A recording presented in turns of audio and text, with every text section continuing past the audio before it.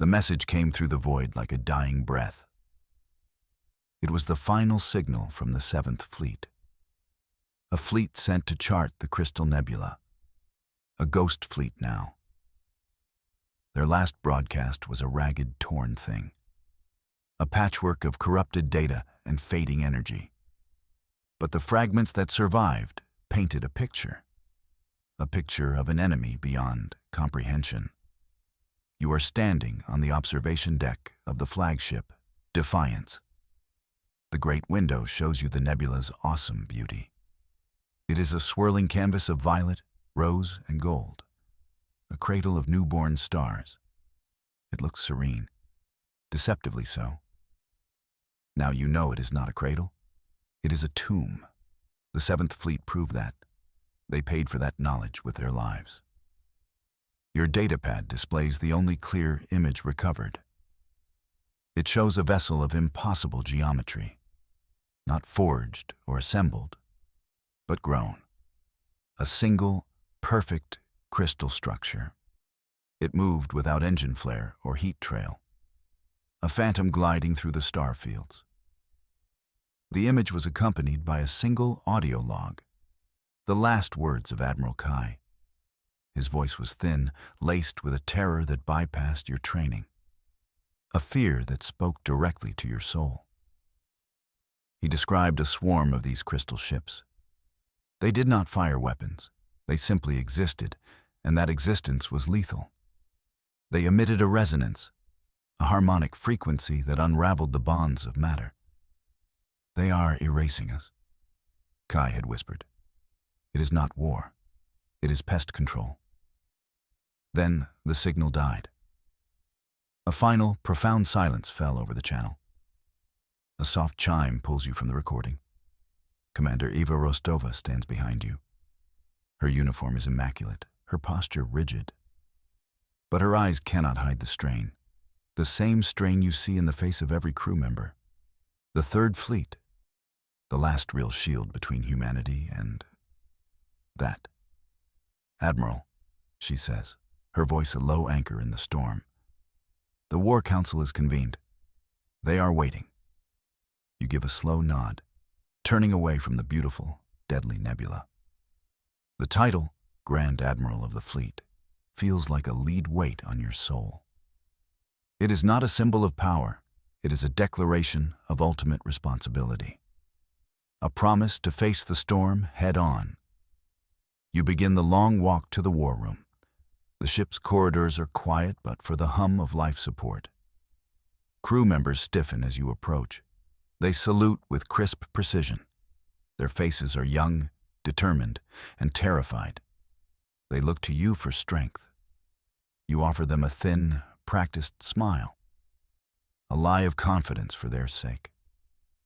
It is a poor joke that you, their leader, feel as lost as they do. The Defiance is humanity's finest vessel, but against this foe, it feels like a child's toy. The doors to the war room slide open. The air inside is heavy, stagnant with unspoken fear. Your senior captains are arrayed as holograms around the central table. Their faces are etched with grim lines, each one a veteran of a dozen campaigns. They are the best leaders left. And they are all looking at you, waiting for wisdom, waiting for a plan. You take your seat. The silence is a physical presence. The fate of billions now rests in this room. On your command, you let the silence stretch. You study each captain's holographic face. Valerius of the Titans, Isha of the Stardust, Kaido of the Blade. Legends all. They have faced down fleets and stared into suns. But they have never faced an enemy that kills with a song. Their primary weapon is harmonic resonance, you state, your voice cutting cleanly through the tension. It bypasses conventional shielding. It disintegrates matter at a molecular level. We cannot outrun it. We cannot block it. The grim nods around the table tell you they have accepted this. They have read the reports. So, you continue, leaning forward, hands clasped on the table. We will not engage them in a traditional battle. We will not offer them a fight they expect. You activate the central holotank. A new schematic appears. Your fleet arranged in a tight, concentric sphere. We will offer them a target.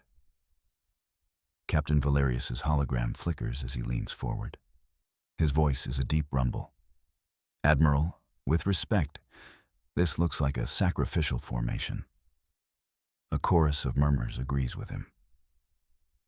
You are asking us to huddle together and die, says Captain Isha, her voice sharp. This is not a strategy. It is a death sentence. It is a lens, you correct her, your voice firm. Their power requires proximity.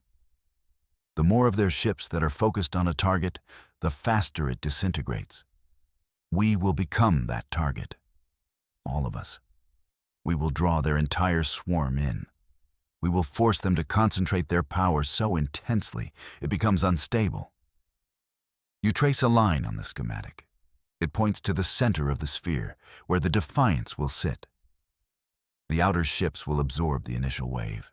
They will be sacrificed, but their sacrifice will buy us the time we need. The protests die down, replaced by a stunned, horrified silence. You are asking them to knowingly send thousands of their own to their deaths, to watch their friends and comrades be erased. It is an unthinkable strategy, a monstrous calculation, but in their hearts, they see the terrible logic. It is the only path that does not lead to guaranteed extinction. Valerius's face is a mask of grief and resolve. The Titan will take the vanguard position, he says. We will be your shield. One by one, the others assent. The unthinkable has been accepted. As if on cue, a piercing klaxon sounds throughout the ship. The calm, automated voice follows. Threat warning. Multiple non-Terran signatures detected. Vector, direct intercept. Commander Rostova's head snaps up from her console. Her eyes are wide. Admiral, they're coming out of the Nebula, now. You rise and stride toward the main bridge viewport. Just beyond the transparent steel, the void begins to shift. They emerge from the glowing gas clouds like ghosts. A silent, flowing river of crystal. The enemy fleet appears, a swarm of living shards. They are breathtakingly beautiful. Each ship a perfect, multifaceted jewel. They pulse with an internal cold light. Sapphire blue, emerald green, ruby red. They move with an unnatural grace. A synchronized dance of death. Their sheer number is overwhelming. Hundreds upon hundreds. A fleet that seems to have no end. They are the Shard Swarm. And their silent, unified gaze is now fixed upon you. All commands. Execute Plan Chimera, you say. Your voice is surprisingly steady. The order flies across the fleet network. On the tactical display, you watch hundreds of blue icons shift. Your ships move into the fatal sphere. Cruisers and dreadnoughts form the hard outer shell. The shield of flesh and steel that must break. Inside, destroyers and frigates create the inner layers. And at the very core, the Defiance holds its position, awaiting the storm. The Shard Swarm does not accelerate. It simply continues its serene, implacable advance. They show no sign of aggression. No weapon ports open, no targeting lasers flash. They simply are. And they are coming closer. They flow around your formation, encasing the Third Fleet in a cage of crystalline death. For a moment, there is absolute silence, a held breath across the entire fleet. Then the light comes. The battle ignites in a flash of silent, devastating energy. It is not a beam. It is a wave, a ripple in reality itself. It washes over the outer shell of your formation. There is no sound of impact, no explosive clang of metal on metal. There is only a deep, gut-wrenching groan that travels through the hull of your own ship. On the view screen, the mighty Titan shudders.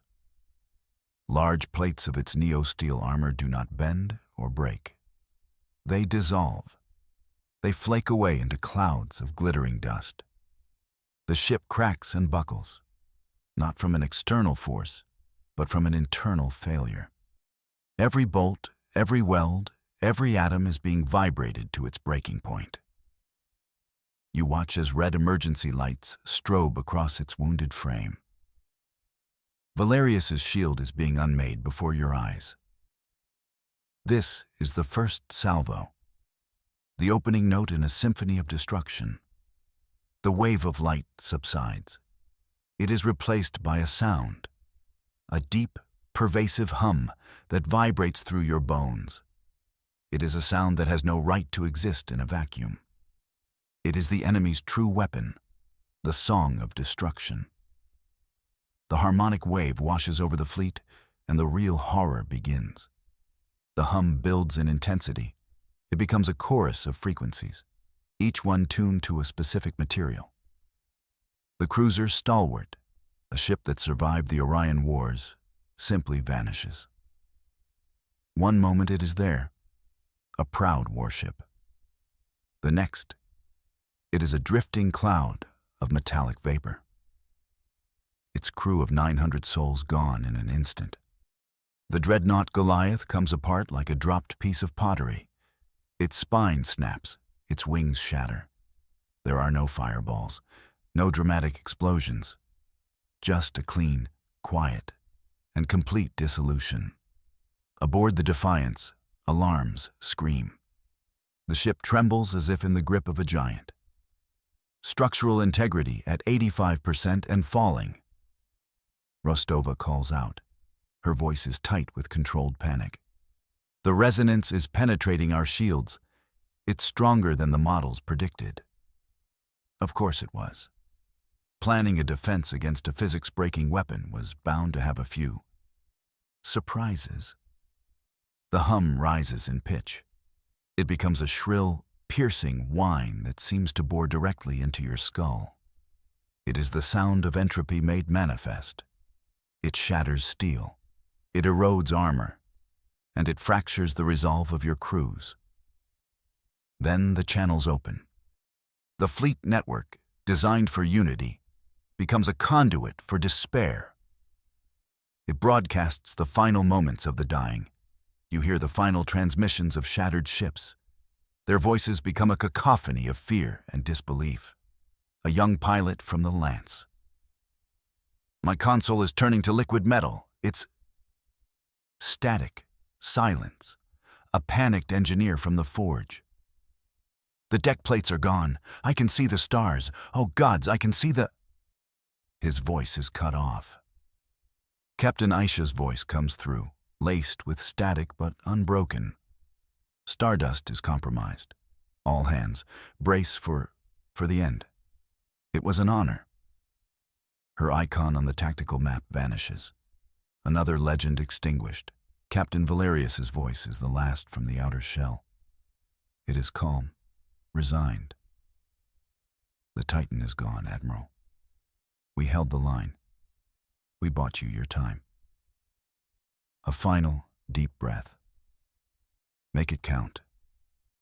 His channel dies. His ship and its crew of 5,000 are now just a memory, and a rapidly expanding cloud of dust. You stand on the bridge, forcing yourself to listen. You owe them this. You owe them your attention, the voices of men and women you sent to their deaths. Their final words are ghosts on the comms. They will echo in your mind forever. Commander Rostova turns to you. Her face is pale, her eyes glistening. Admiral, the channels. You shake your head slowly. Leave them open, Commander. Let the crew hear. Let them know what we are fighting for, and what we have already lost. The voices become a permanent echo in your mind, a testament to the price of this gamble. The harmonic shriek subsides for a moment, a terrifying pause in the symphony. The first wave of destruction is over. The outer shell of your fleet is gone. Dozens of ships. Tens of thousands of lives sacrificed. The tactical map is a graveyard of faded icons. The shard swarm now closes in on the next layer of your formation. Their inner lights pulse brighter, as if feeding on the destruction they have caused. A damage report flashes on your command screen. Fleet strength at 60%, it reads. 60%. You have lost almost half your forces in mere minutes. Morale is at rock bottom. The comms are now filled with a stunned, horrified silence. The ghosts have said their piece. Now only the living remain. And they are waiting for you. This is the moment, the pivot point upon which everything rests. Your desperate strategy is the only option left. There is no retreat. There is no plan B. There is only the monstrous, unthinkable path forward. All remaining ships, you command. Your voice cuts through the grim atmosphere of the bridge. Tighten the formation. Execute Phase 2. Bring us to the very center of their swarm. The order sends a shockwave of disbelief through the fleet. The surviving captains thought the worst was over. Now you are ordering them to fly deeper into the fire, to get closer to the source of the destructive song. You are ordering the fleet into a formation that invites total, instant destruction. On the tactical map, your ships begin to move. They pull inward, a suicidal contraction toward the crystalline heart of the enemy. It is humanity's last stand, a final, defiant gesture against the inevitable. The shard swarm reacts to your move. They flow inward with you, like predators sensing a wounded animal. They press in on all sides. Their crystalline hulls are now so close, you can see the intricate patterns on their surfaces. The view screen is filled with their alien beauty, their silent, lethal presence. The hum begins to build again. This time it is deeper, more powerful. They are preparing the final, killing blow. Commander Rostova, you say, your voice low and steady. Is it ready?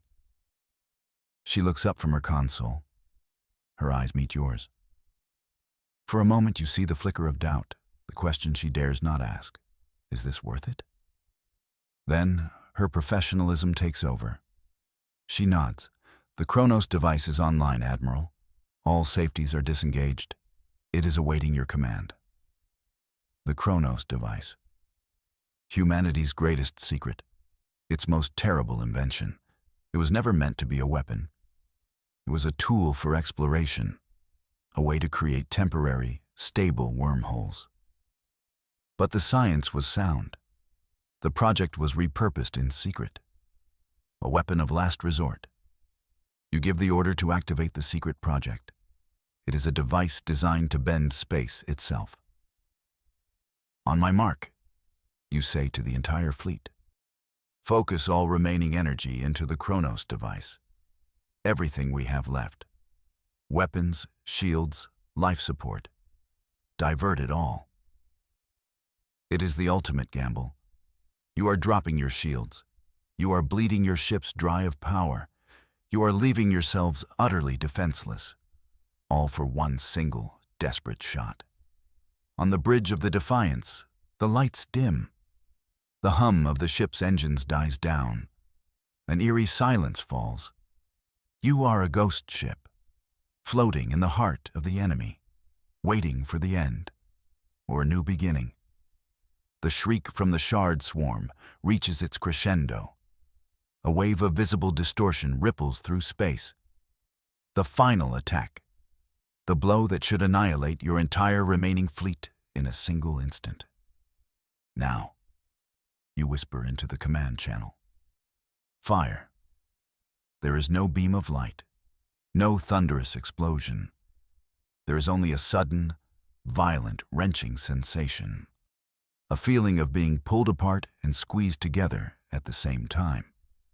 The Kronos device fires. A single, silent pulse of exotic energy radiates from the Defiance.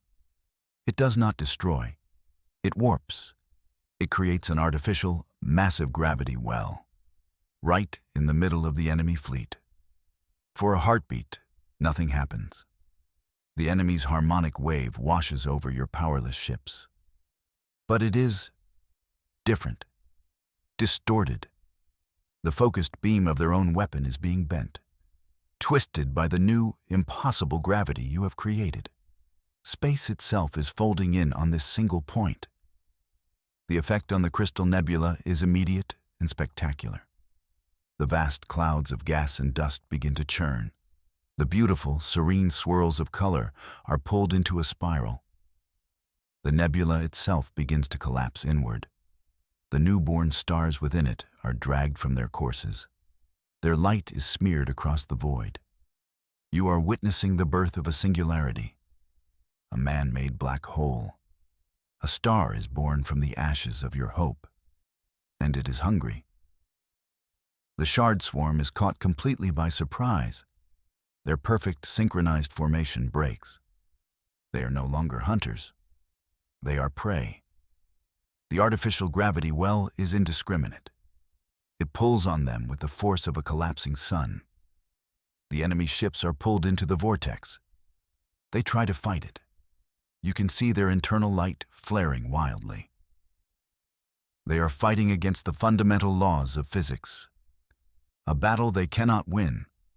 Their silent grace is gone, replaced by a chaotic, desperate scramble. Ships at the edge of the swarm are torn apart by the tidal forces.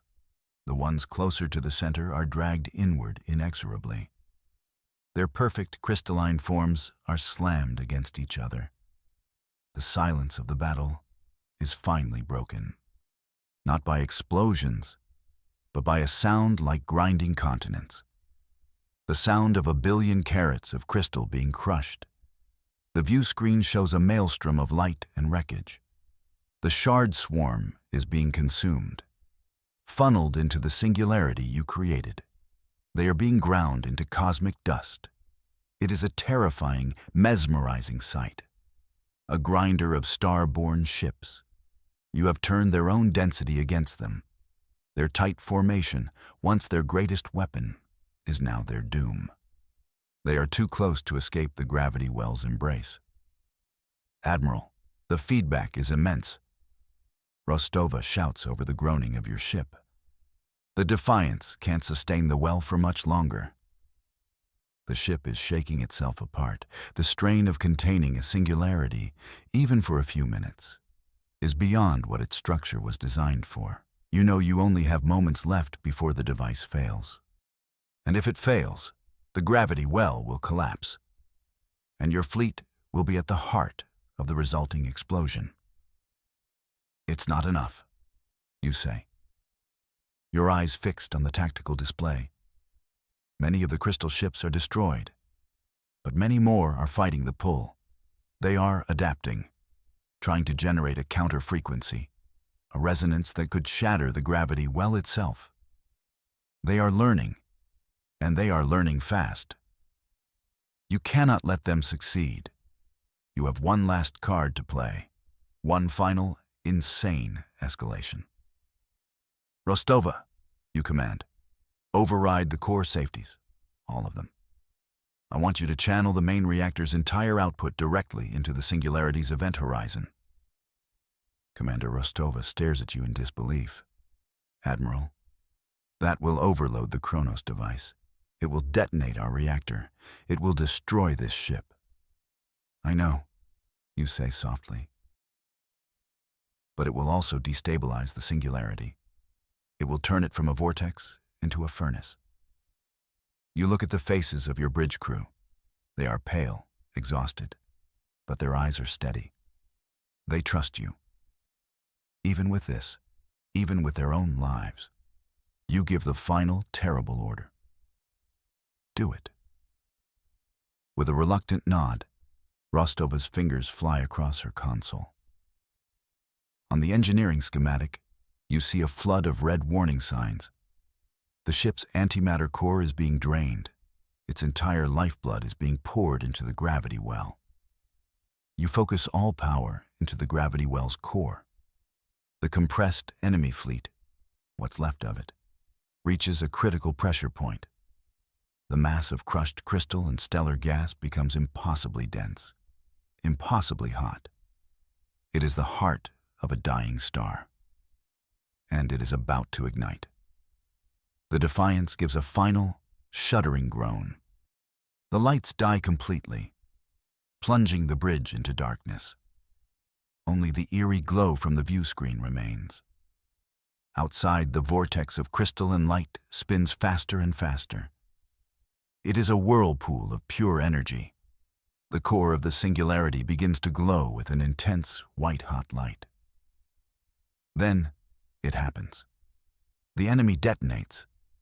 They do not explode outwards. They implode inwards. The immense pressure and energy you have fed into the singularity reaches its peak.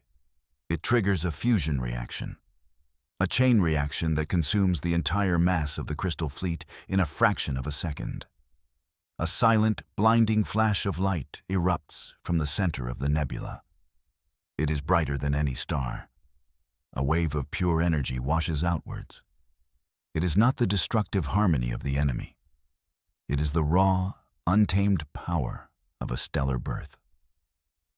The shockwave hits your fleet, but it is not a destructive force. It is a wave of light and heat that pushes your ships away. It shoves you clear of the danger zone. When the light fades, the view is forever changed. Where the heart of the crystal nebula once was, a new star now burns. It is a young, brilliant sun. Its light is a strange, shimmering silver. A sun born from the dust of your enemies. A sun of shards. You stare at your creation. You have defeated the shard swarm. You have saved humanity. But you have done so by tearing a hole in the fabric of the universe and lighting a fire in the heavens. The aftermath is profoundly silent. The comms are quiet. The hum of the ship is gone. The only sound is the soft breathing of your crew on the bridge. The tactical map is clear. All enemy signatures are gone, vanished, consumed by the fire you created. The Third Fleet is battered, broken, but alive. A fraction of its former self, but alive. The new sun of shards pulses with a steady, rhythmic light. It is beautiful, a stellar monument to your terrible victory. Then, a new signal appears on the long-range sensors. It comes from the heart of the new star. It is not a weapon. It is not a distress call. It is something else entirely. "Admiral," Rostova says, her voice hushed with awe. "I'm detecting a broadcast on all frequencies. It's strange." She patches it through to the main speakers. It is not a voice. It is not code. It is a series of pure melodic tones. A song. But unlike the enemy's song of destruction, this one is filled with an overwhelming sense of grief. A powerful, heartbreaking sorrow. A lament for the lost. It is a signal in the silence. You listen to the alien melody, and you begin to understand. The shard swarm was not an army. They were not conquerors. They were something else. Something ancient. Perhaps they were the guardians of this nebula. Perhaps they were simply living their lives. And you, humanity, were the invaders. The pest that needed to be erased. The song is not a curse. It is a funeral dirge. A final, peaceful signal that mourns the death of a species you just exterminated. The song of lament continues to play. A constant reminder of what you have done. You have saved your people. You have secured the future of humanity. But you did so by committing genocide on a scale never imagined. You did not win a war. You created a stellar tomb, a graveyard that now burns as a star. You look at the faces of your crew. They are not celebrating. There are no cheers of victory. There is only a deep, weary relief, and a dawning horror at the true nature of their survival. They understand now. They hear the song, they see the star of shards, and they know the cost. This victory will not be celebrated with parades. It will be remembered in hushed whispers, a dark chapter in the history of mankind. You give the final order. Commander, set a course for home. The bridge crew stirs, moving with a heavy slowness. The remaining ships of the Third Fleet slowly turn. They limp away from the Crystal Nebula, away from the ghost fleets and the Star of Shards, away from the Song of Sorrow. You remain on the bridge, staring at the new sun as it recedes. The victory is yours, but it feels like a defeat. The silence that follows is your final judgment. The weight of it settles upon you, heavier than any rank, more lasting than any monument. It is the silence of a galaxy that is now a little more empty, a little more quiet, because of you. You are the savior of humanity and the destroyer of worlds. The echo of the lament will follow you for the rest of your days, a scar upon your soul.